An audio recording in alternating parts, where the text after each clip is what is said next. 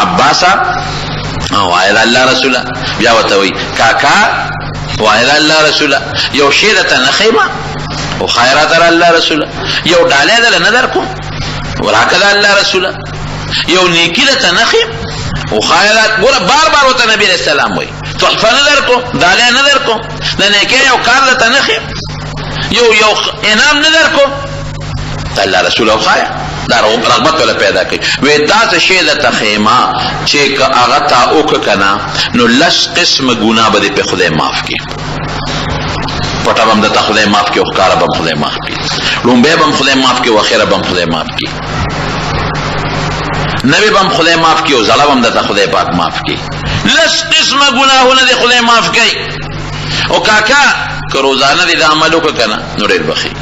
او که روزانه نشي کوله نو پافته کې یو ځل کوا او کافته کې نشي کوله نو میاش کې یو ځل کوا او که میاش کې نشي کوله نو کال کې یو ځل کوا او که کال کې نشي کوله کاکاج عمر کې یو ځل خو خامخاو وای اور شابه عمل لا تخایا نو صلات تسبیح وتا نو طریقې په حدیثو کې دوری او چې کوم اسانه طریقه د تاسو د پاره هغه درته په ترمذی کې د عبد الله ابن مبارک نه منقول ده عبد الله ابن مبارک کی منتخی هغه طریقې سره ادا چې د سلور رکعات نفل نیت بوتړي عام نفل چې سړی کوي او چې نفل پکې وخت کېږي نو په هغه ټیم کې به کوي لکه د سار د مانځنه پس تر د نور خطو پورې دی کې باندې کوي یا د مازیګر د مانځنه پس تر د نور پریواته پورې دی ټیم کې باندې کوي او نور چې راخیږي یا پر سر ودرېږي او یا پریو دې ټیم کې باندې کوي د شپې هم کول شي تهجد وخت هم کول شي ماسپخین مانځنه مخکې هم کول شي ماسپخین نه پس هم کول شي مازیګر چې بانګ وای او ټیم بالفرض وو ټیم ولر سره او لا جمع نه وشوي دغه ټیم هم کول شي ما حامم کول شي سلور رکعات نفل نیت بوتړي چې کوم عام سړی نفل کوي بس ټول کې صلات تسبیح پکې راغی خو قران نه نشته پروا نشته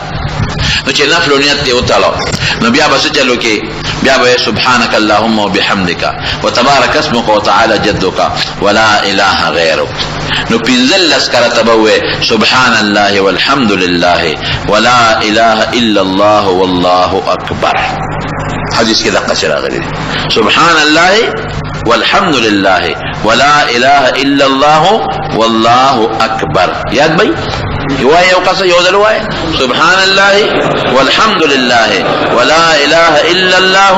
والله اکبر دا بوای پنځل لسکرتا کلا حول ولا قوه الا بالله دا په ډیرو روایتو کې نشته په یو روایت کې شته نو کدا مو سره او لا ختم اونوي نو خیر فرق بینه پریوز پنځل لږ به پورا کې نو بیا اعوذ بالله وبسم الله او الحمد شریف بوه او سورت بوه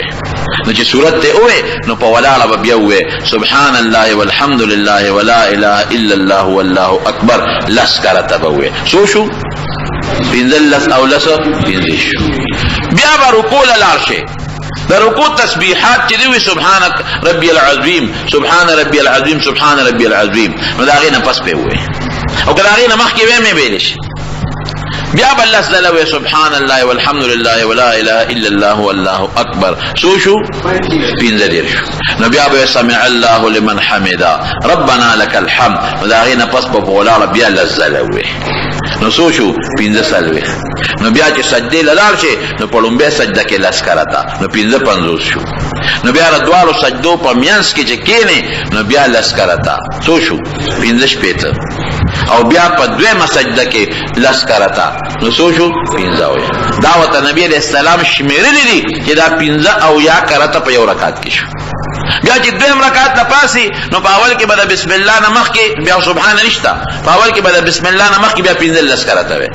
بیا بسم الله وې او قرات به وې قرات پسې به لاس کراتا وي خلاصه دا چې په اول کې پینځه لاس کراتا د قرات نه مخ کې او بیا نور لس لدی قرات اخلاص کې لس کراتا رکوع کې لس کراتا رکوع نه چې پاسه لس کراتا دوارو سجدو کې لس کراتا او سجدو په منځ کې لس کراتا نو نبی علیہ السلام په خپل فرمایي کې دا 300 کراتا په سلور رکعاتونو کې پوره کېږي یاد به ان شاء الله دا یاد کې او په دې عمل وکړي شمیره به څنګه نو باز خلک تسبیح مراله د شمیر اسانه طریقه ده توخیمه دا لاسونه چې تا تړلې وکنه یوي ګوتې له زور ورکاوه یوي ګوتې له زور ورکاو په خپل ارته پته لګي یا لاسونه کدي اویزان دي نو دې ورونو سره لاس یو ځای کا نو یوې ګوتې له زور ورکاوه ورون سره یو ګوتې له زور ورکاوه یا که پتون باندې لاسونه پراتی نو یوې ګوتې له زور ورکاوه په دې پاسانه شمیرل کېږي. او که یو سړی بالفرض خطا شو او سجده سهو پکې کوي نو سجده سهو کې به نه وي بیا درېو سوونه زیاتېږي. او که یو سړی نه یو ځای ير شو لکه مثلا په دې لومبي کې د نه پنځل لس ير شو نو ورپسې چې کم دویم ځای راځي د لسو هلته کې دا پنځل لس مو وایه هغه لس مو وایه. یا د نه په لومبۍ سجده کې ير شو لس نو چې کینې درته یاد شو نو بیا شل وایه خیر دی. دې طریقه ده. نو ګوره حضور پاک حضرت عباس مې راته وویل چې څومره د نبي علیه السلام ورسره مینه وه نو چې چا سره یې مینه هغه ته ښه ښایي که نه. پیغمبر علیه السلام خو په شریعت کې بخل نه دی کړی هر چا ته یې ښولی دی خو دی تره ته یو اضافي شي او فرض نو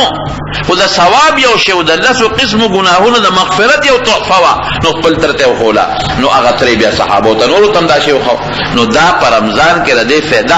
یوازې رمضان کې نه دا هر وخت کولی شي خو رمضان کې دا فایده ده چې په رمضان کې دې دا صلات تسبیح وکړو دومره ثواب به الله درکړي لکه د رمضان نه بغیر چې دې اویا کرته کړي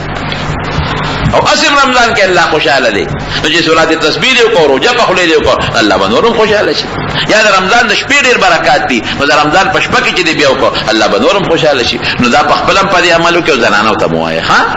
زنانو ته مو وایي تسبیح خامخا کې په رمضان په دې میاشت کې او زما په خیال نیمه ګنټه پې لګي 15 منټه یا نیمه ګنټه په صلات تسبیح باندې لګي نو نیمه ګنټه خو موږ د دنیا څونه لولغته کوو او بې ځایه وختونه هم ضایع کړل. نو که دا نیمه ګنټه موږ دروازې الله له ورکو او تاسو روزانه دا عمل یو ځل وکړو نو الله به پرې ډېر زیات خوشحاله شي او فایده ټوله ستاسو ده کړه. نو انشاءالله په خپل هم په عمل وکړئ او زنانو ته ووایئ زنانه په دې عمل کې تکلیف چې دین ورته ورسېږي نو زنانو ته هم دا عمل وښایئ چې هغې هم دا صلات تسبیح وکړي ښه دې باندې عمل وکړئ انشاءالله العزیز.